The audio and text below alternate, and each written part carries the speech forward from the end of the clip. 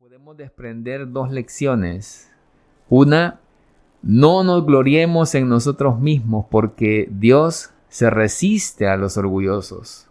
Y la segunda, gloriémonos en la humildad. Muy bien, hermanos, damos inicio. Vamos a continuar hablando sobre los pecados capitales. Nos ponemos siempre en las manos de nuestro Padre Celestial, diciendo en el nombre del Padre, del Hijo y del Espíritu Santo. Amén. Padre amadísimo, te damos la alabanza y la adoración. Te damos, Señor, todo el honor y toda la gloria que tú mereces. Y además de glorificar tu nombre, Señor, pedirte queremos, en el nombre de tu Hijo Jesucristo, que descienda sobre nosotros la fuerza y el poder de tu Espíritu Santo. Y que con él, Señor, vengas a iluminar nuestro entendimiento y también abras nuestros corazones para que lo que en este día vamos a escuchar sea, Señor, para provecho de nuestra vida espiritual. Te pido de manera especial, Padre amadísimo, que sobre cada uno de los hermanos que escuchan, tú derrames tu unción poderosa y que les ayudes, Señor, a cada uno de ellos a poder crecer en santidad. A mí, Señor, también, dame la humildad para poder dejarme, Señor, seducir por tu Espíritu y ser utilizado como un instrumento para tu honra y tu gloria. Todo lo ponemos en tus manos y también por intercesión de María Santísima, nuestra Madre, te pedimos que todo sea para provecho de nuestras vidas espirituales. Te lo pedimos por Jesucristo nuestro Señor. Amén.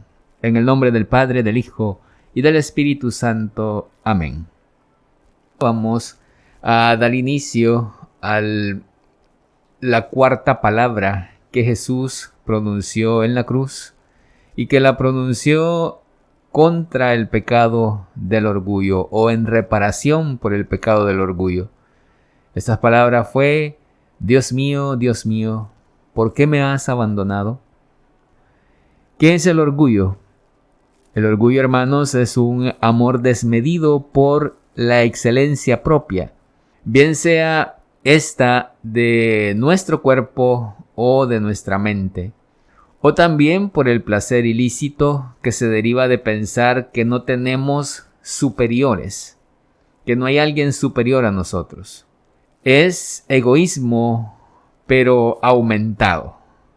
El problema es que a través del orgullo se va erigiendo o se va edificando la maldad del ser humano como centro del origen separado y alejado de Dios, porque exagera su propia importancia y se vuelve un mundo en sí mismo y por sí mismo.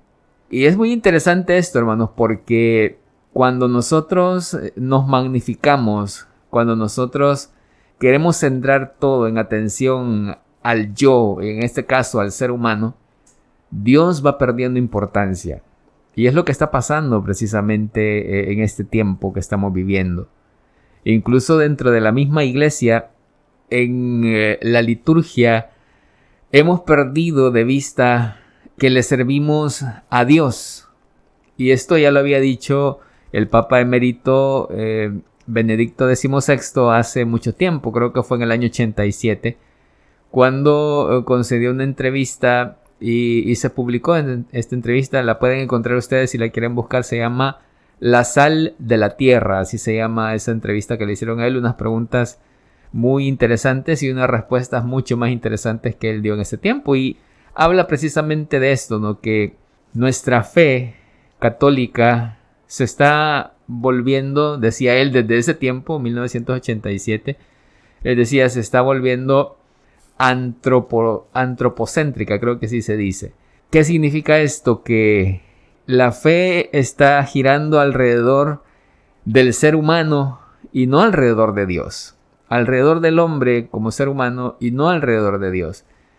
Y esto es peligroso, hermanos, porque se pierde de vista a quién le servimos. Puede llegarse a un punto en que nosotros le estemos sirviendo a los hombres y no a Dios. En el sentido de que nuestras atenciones dentro de la liturgia ya no van hacia el culto que se debe dar a Dios, sino más bien hacia las personas. En este caso, pues puede ser hacia el sacerdote, puede ser hacia otras personas que conforman los ministerios de liturgia, o puede ser a los mismos fieles que asisten a los actos litúrgicos. ¿Y a qué me refiero? A que descuidamos, por tanto, lo que se debe como culto a Dios, un culto especial que debemos a Dios, y centramos nuestra atención en la parte puramente humana. Y esto, como les decía, es peligroso, es muy peligroso. Y todos los otros pecados son actos malvados, pero el orgullo se insinúa incluso dentro de obras buenas. Y esto es lo peligroso de este pecado del orgullo, porque al insinuarse dentro de una obra buena, la puede destruir y la puede asesinar, ¿no? esa obra buena. Por esa razón, la Sagrada Escritura dice que la arrogancia precede a la ruina, porque al ser arrogantes nosotros, algo bueno lo podemos convertir en algo malo o lo podemos destruir. El orgullo se manifiesta de diversas formas, hermanos, y una de ellas es el ateísmo. ¿Por qué? Porque el ateísmo es una negación de nuestra dependencia en Dios. Dios pues es nuestro creador y es nuestro fin último.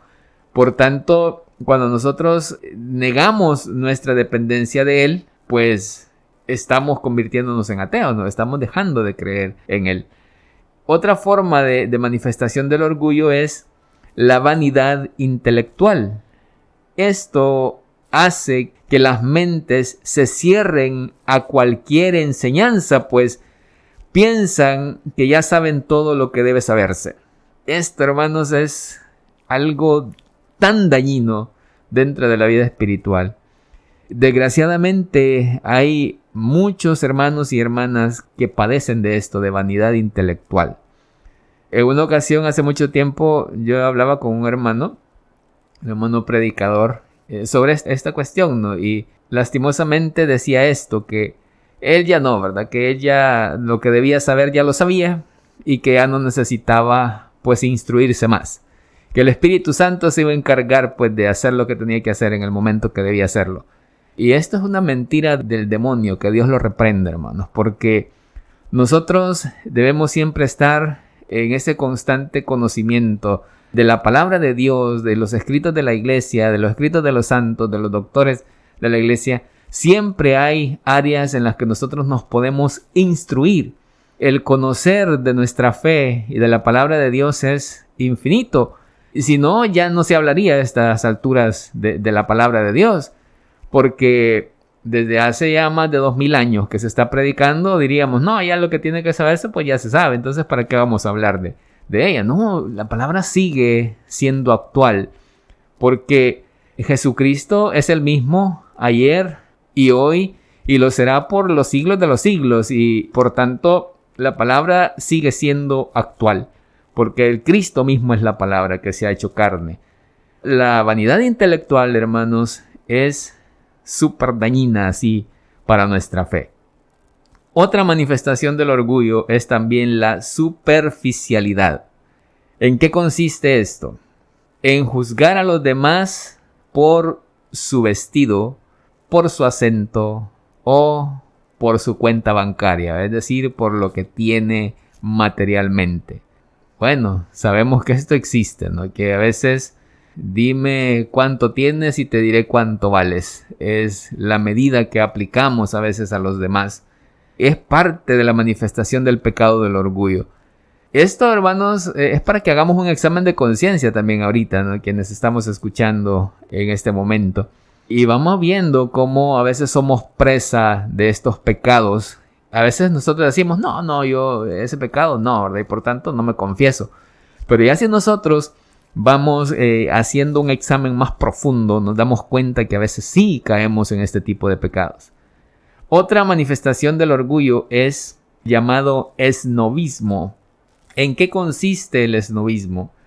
Este tiene por distintivo de su propia superioridad la burla hacia quienes están por debajo de ellos. Esto puede ser en autoridad, ¿no? Cuando nosotros tenemos, no sé, cierta autoridad sobre algunas personas y nos burlamos de aquellos que están bajo nuestra autoridad. Es del afán de superioridad que nosotros tenemos sobre los demás. Yo soy mejor que los demás porque estoy en este puesto. Oh, no, a mí me pusieron aquí. Algunos dicen, el Padre me puso aquí donde estoy a coordinar.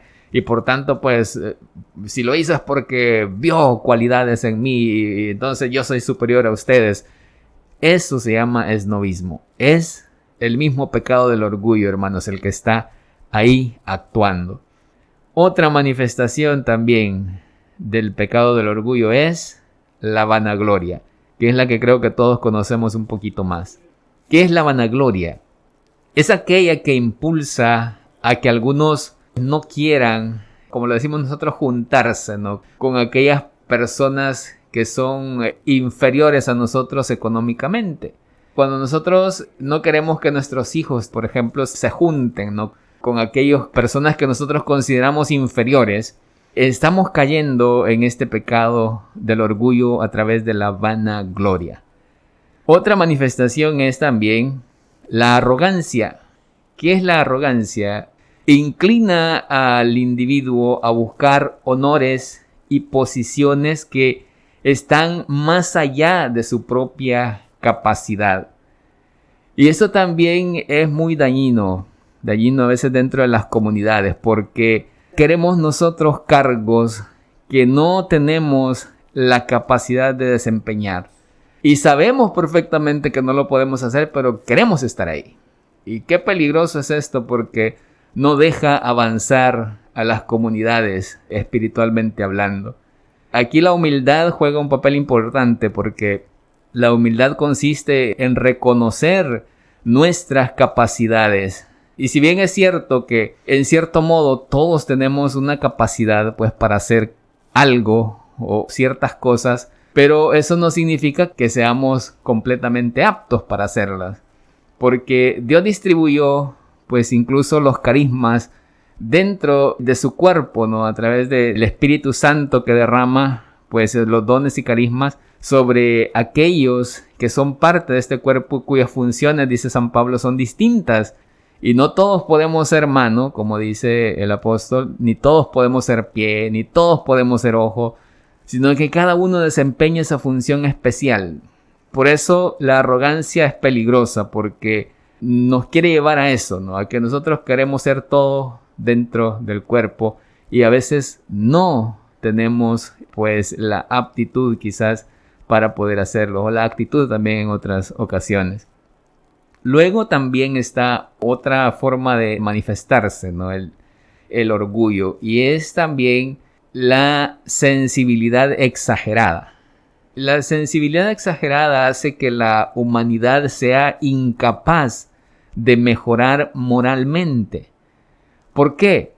Porque no está dispuesta a escuchar sus propias fallas. Cuando nosotros nos cerramos a escuchar aquello que estamos haciendo mal y no lo aceptamos, de hecho, ¿no?, eso es muy dañino para nosotros mismos y para incluso toda la sociedad.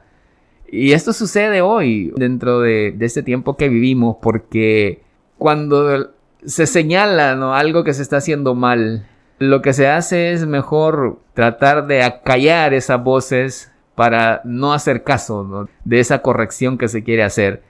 Y así pues continuamos haciendo el mal y no hay problema. Y queremos apagar eso con otras voces que el Papa ha llamado esos ruidos que nos distraen de lo que Dios nos está diciendo. Esto nos ha hecho mucho daño, hermanos, mucho daño dentro de nuestra sociedad y lo estamos pagando muy caro ya con todo lo que está sucediendo a nuestro alrededor, a nivel de todo el mundo, ¿no? Me refiero a cuánto pecado que ya se está cometiendo de una forma lícita, es decir, se está volviendo legal el pecado en todas partes, por este pecado del orgullo que nos lleva a esa sensibilidad exagerada. Fue el orgullo, hermanos, el que provocó la caída de Satanás y el que hizo alejar también al ser humano de la gracia de Dios. Por su propia naturaleza, esta autoexaltación excesiva solo podía ser curada con una autohumillación. Es por eso que aquel Jesucristo, me estoy refiriendo, que pudo haber nacido en un palacio, porque pudo haberlo hecho, decide nacer en un pesebre, en un establo, como un niño envuelto en pañales, así lo quiso hacer. Además de esta sencillez en su cuna, también la escogió en su profesión, una profesión de carpintero, en un pueblo llamado Nazaret, cuyo nombre pues era incluso una vergüenza en medio de los grandes, porque como le dicen en una ocasión, de ahí nada bueno ha salido, así se lo dijeron al mismo Jesús.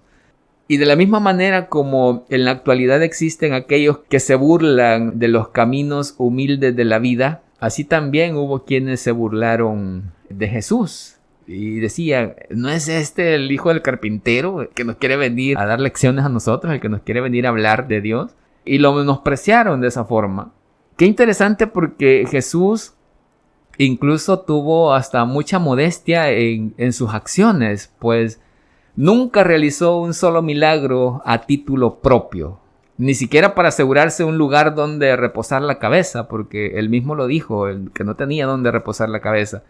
Él pudo haber hecho una cama box spring, ¿verdad?, con almohadas ergonómicas y todo lo demás, si hubiese querido, pero no lo hizo, no quiso hacerlo, porque sabía perfectamente cuál era su misión. Igualmente hubo humildad en su ejemplo cuando en aquella noche del Jueves Santo, que él, que es el Señor del cielo y de la tierra, se ciñó con una toalla, se puso de rodillas y con un recipiente en mano y agua lavó los pies de sus apóstoles, diciéndoles, no es más el siervo que su amo, pues si yo, el Señor y el Maestro, les he lavado los pies, ustedes también deben lavarse los pies unos a otros. Imagínense qué lección esta, hermanos. Eso es humildad, ¿no? Finalmente hubo humildad en sus preceptos, porque dijo nuestro Señor Jesucristo, si no cambian y se hacen como los niños, no entrarán en el reino de los cielos.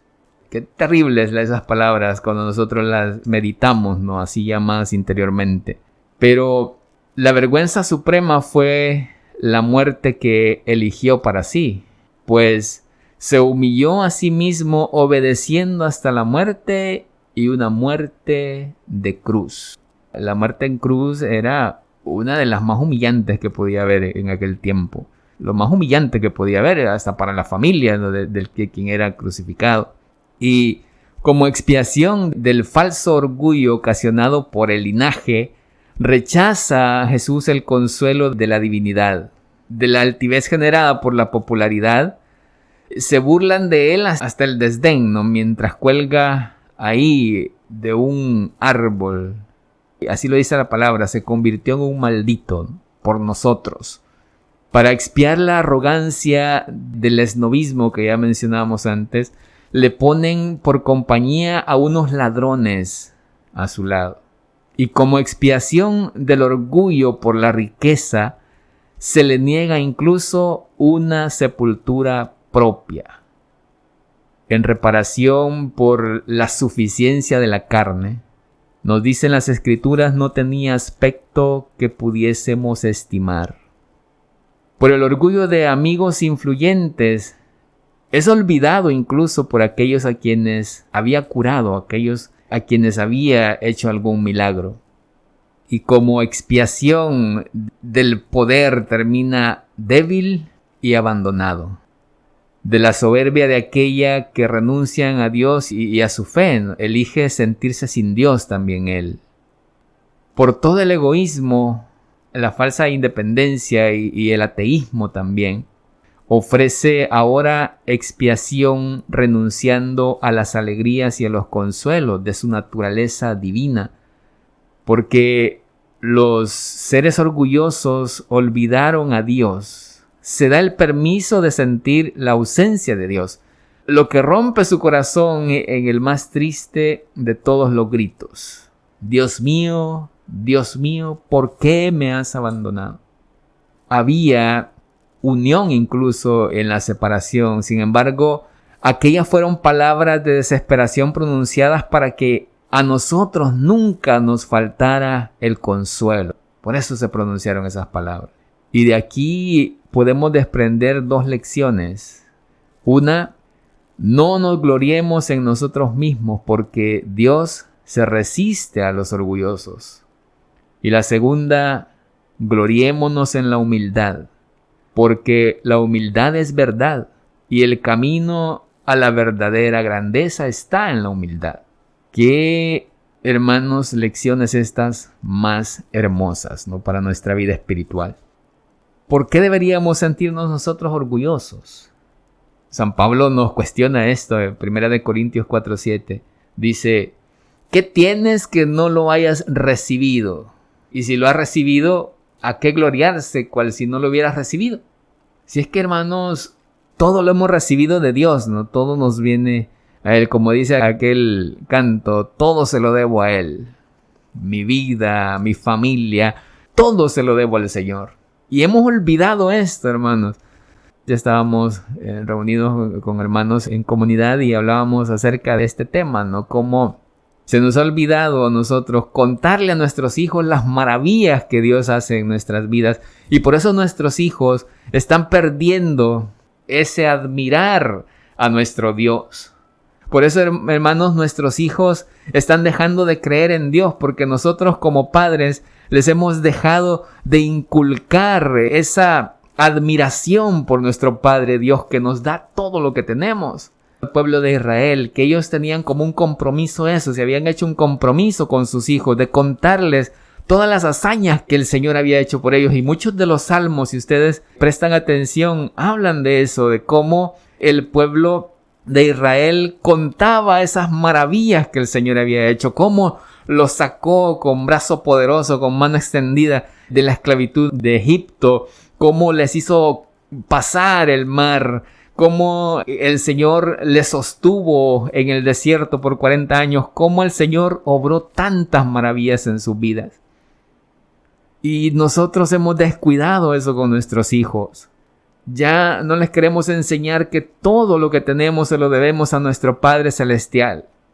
Que todo cuanto ellos pueden disfrutar en casa, que es fruto pues de nuestro esfuerzo, sí, de nuestro trabajo, como lo decimos en la misa también, es fruto de ese esfuerzo del hombre, pero que es por providencia de Dios.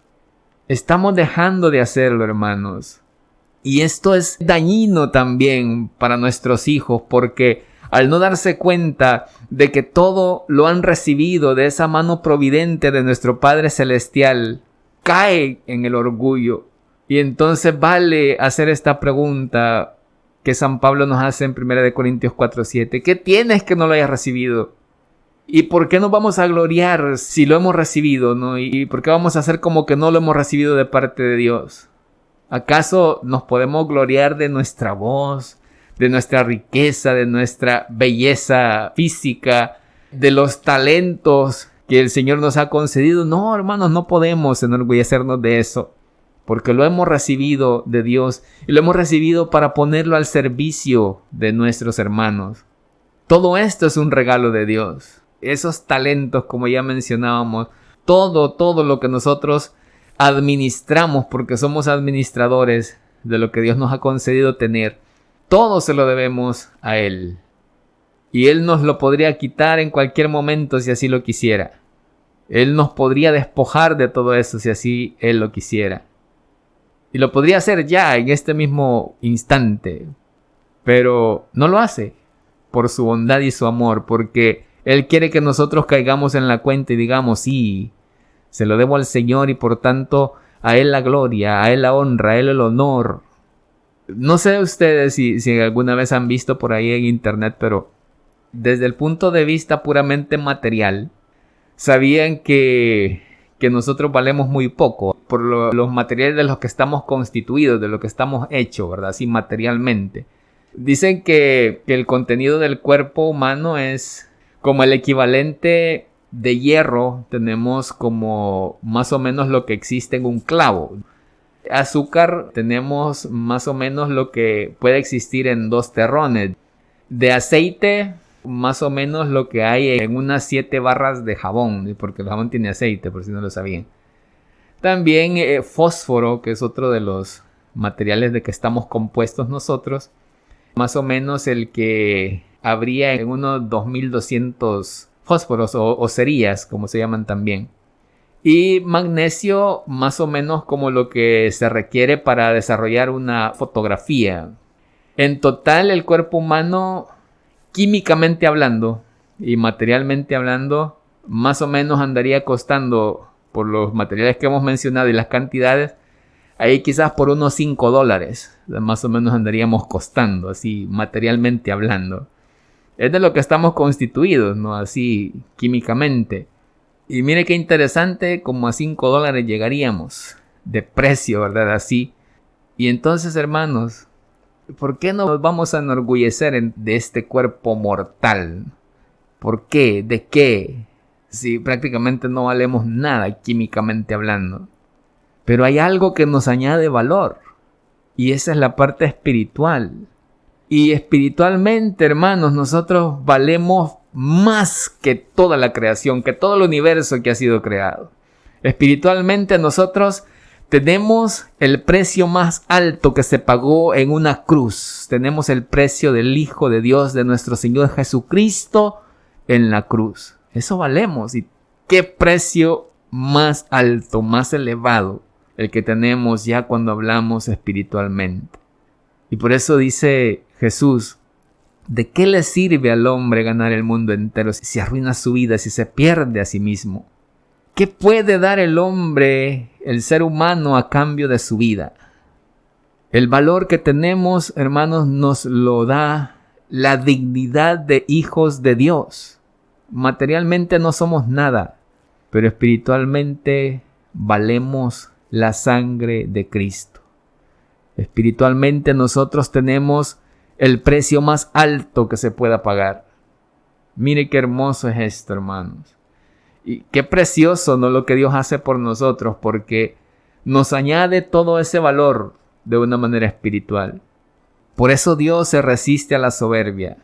¿Recuerdan a aquel fariseo que hablaba sobre sus propias obras y las alababa? Y estaba ahí cerca del atrio del templo, estaba pues alabando, ¿no?, sus propias obras.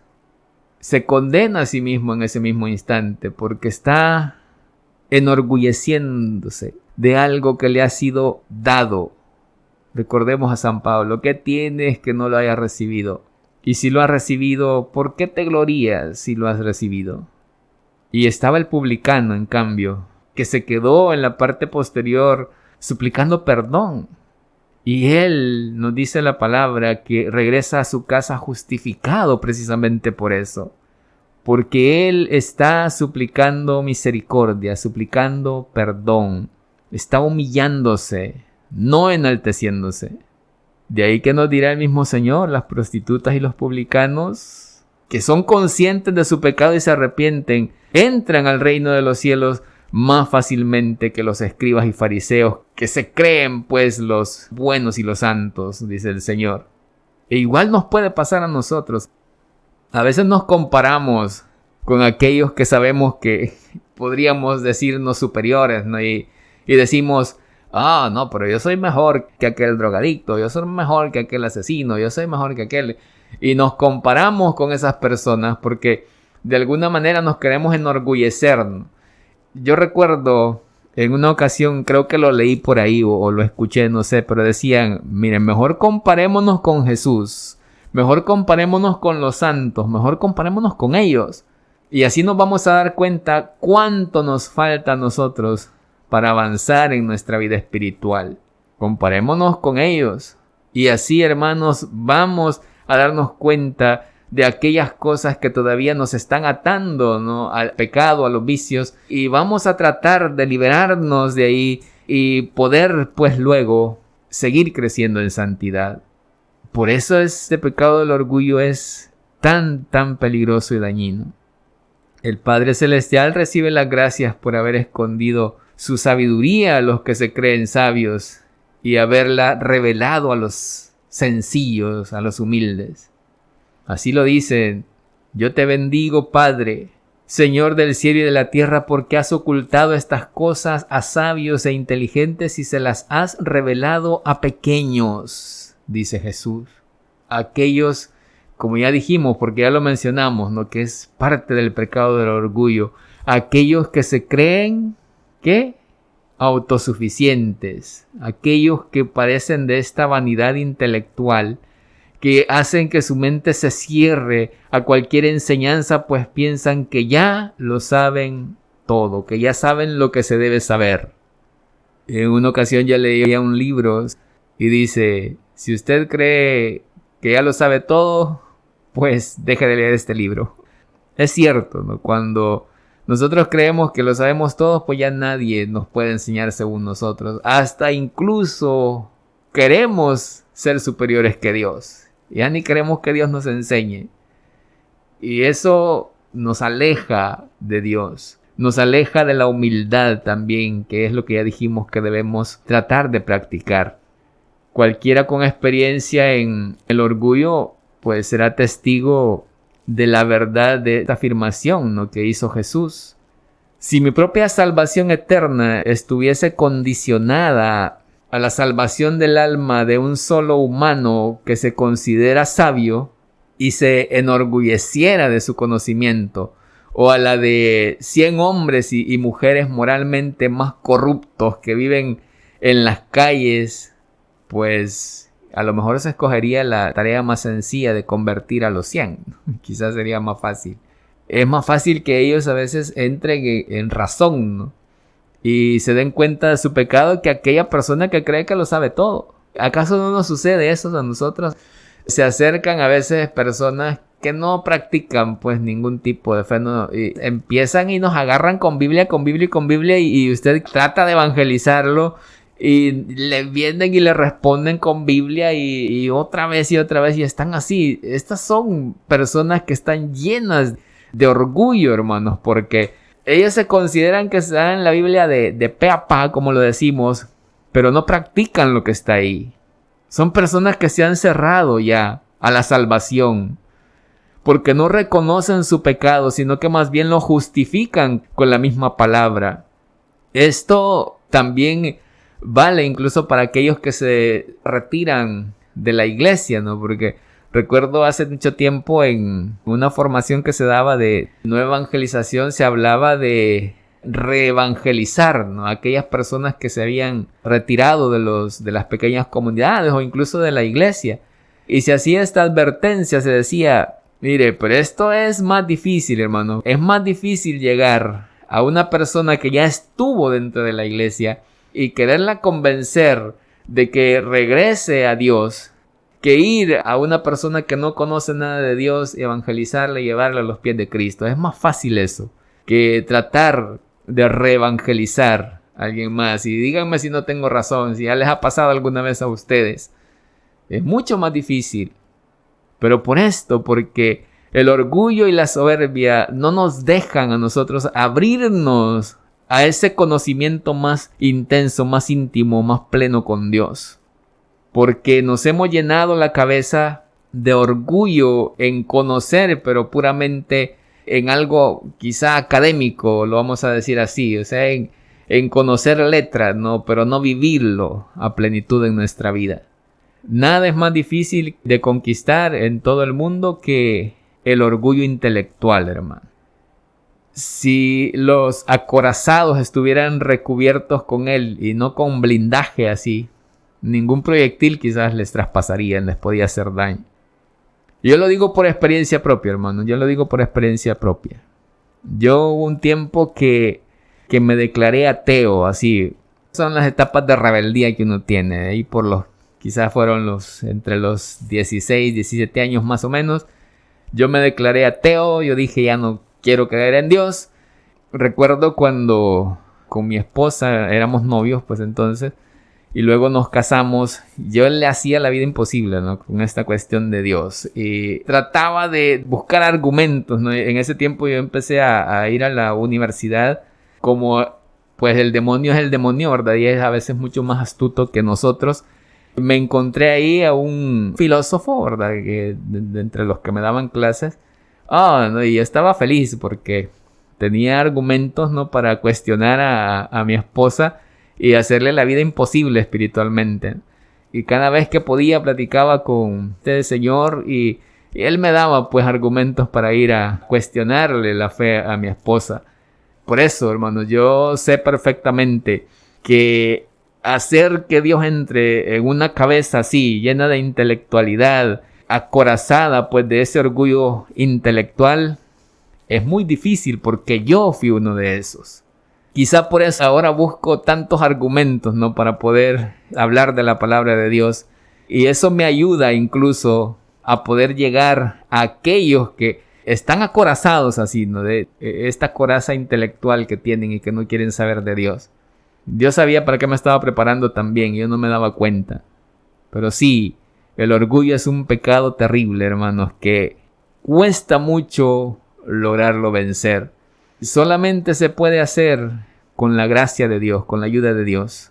Por eso debemos encomendarnos a Él, ¿no? Y nuestra Madre Santísima, la Virgen María, siempre será el modelo, porque ella es modelo de humildad y de obediencia, porque ella dijo: he aquí la esclava del Señor, que se haga en mí según tu palabra, según lo que has dicho. Y luego cuando va a visitar a su prima Isabel, dice: proclama mi alma la grandeza del Señor y se alegra mi espíritu en Dios mi Salvador, porque ha mirado la humillación de su esclava.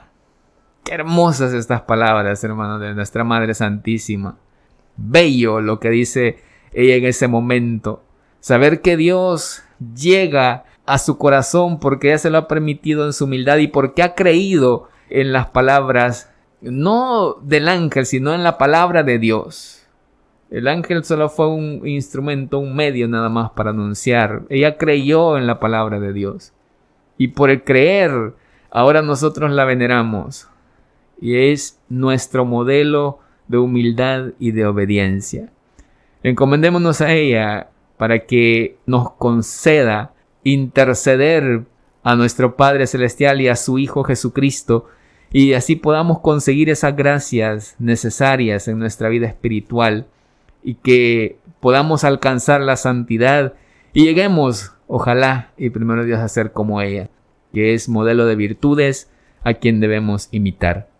Digámosle a ella: Dios te salve María, llena eres de gracia, el Señor es contigo. Bendita eres entre todas las mujeres y bendito el fruto de tu vientre, Jesús. Santa María, Madre de Dios, ruega por nosotros pecadores, ahora y en la hora de nuestra muerte. Amén. En el nombre del Padre, del Hijo y del Espíritu Santo. Amén.